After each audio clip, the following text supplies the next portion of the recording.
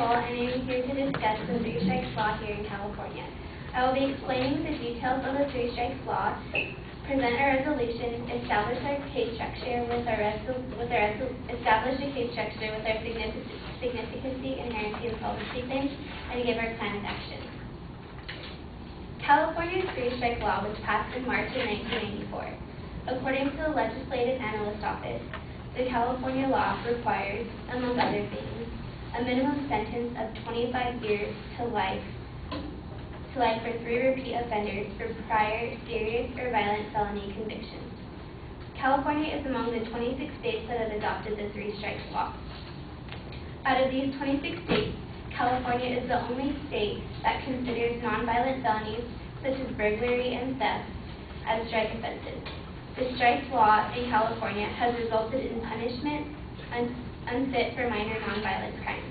According to Michael Romano, a lawyer in the state of California, he believes the reform to the three strikes law is not only important but necessary for those serving an unfit sentence of life in prison for minor convictions. He believes there are lives to be saved of people who haven't done horrible things, who haven't actually hurt anyone. This brings us to our resolution that California should amend the three strikes law so that it is only limited to violent and major felonies. Now let us address our significant claims.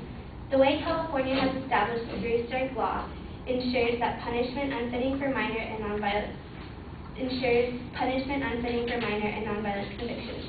There have been many instances in which nonviolent strikes have resulted in 25 years to life in prison sentence.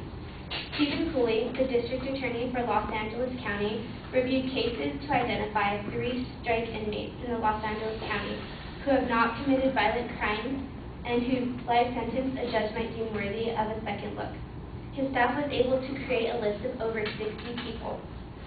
According to an article published by the New York Times in May 2010, about 3,700 prisoners in the state are serving life for a third strike that was neither nonviolent nor serious, according to the legal definition. That's more than 40% of the total third strike population of about 8,500. Put simply, 3,700 individuals in the state of California are serving life in prison for nonviolent and even minor crimes.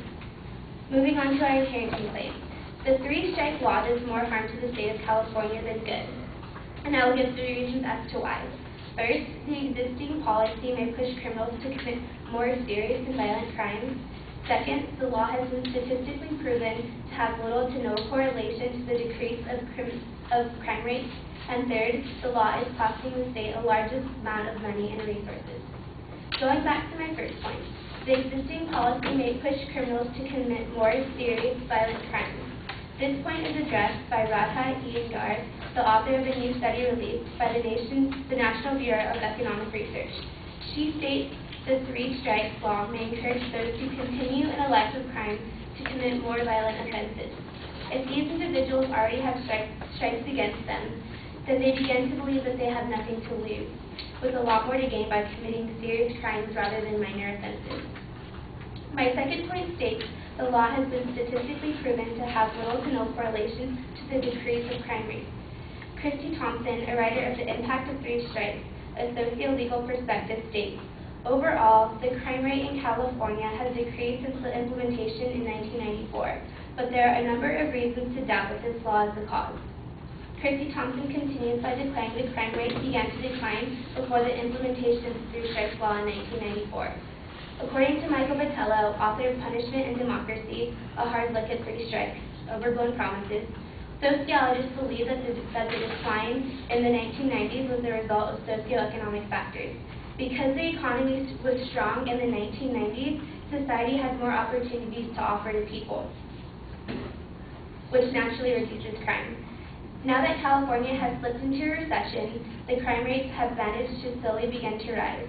Vitello also provides evidence from studies that compare counties in California which show crime dropped 21.3% in the 6 counties that have been the most lenient in enforcing the three strikes law, while the toughest counties only experienced a 12.7% drop in their crime rates. And finally, my third point stating, the law is costing the state a large amount of money and resources. And this is supported by Christy Thompson, who I've mentioned before is the writer of the article, The Impact of Three Strikes. With the increasing amount of incarcerations due to the three-strike rule, there results in an increase in inmates in state prisons. According to the California Department of Corrections, the cost of imprisoning an offender for a relatively minor nonviolent offense is $26,894 a year, or $672,350 or 25 years. The value of imprisonment will vary depending on the age of the offender and whether or not they need medical attention or require medical needs. Thompson also discusses how the funding supports the incarceration as a result of the three-strike law, and it must come from other government expenditures. Elliot Curry, an author of Crime and Punishment in America, states that money spent on prisons is money taken from the public sector to educate, train, socialize, treat, nurture, and house the population, particularly the children of the poor. This large amount of money needed to support the prison system for high levels of incarceration results in the deprivation of resources from these public sectors, which in turn affects society as a whole. Reform to the three-strike law is necessary in California. The three-strike law possesses an array of significant problems, the most important being individuals incarcerated due to 3 or more nonviolent convictions. These individuals are subject to time not fitting the crime. People who do not deserve to spend their life behind bars for minor crimes are being forced to due to the three-strikes law. An amendment must be laid to the law changing the three-strikes laws to be only applicable to major felonies and or violent crimes. This change in the three-strikes law will ensure crimes fit for life sentences are correctly distributed. Therefore, those convicted of minor nonviolent crimes will serve a sentence accordingly.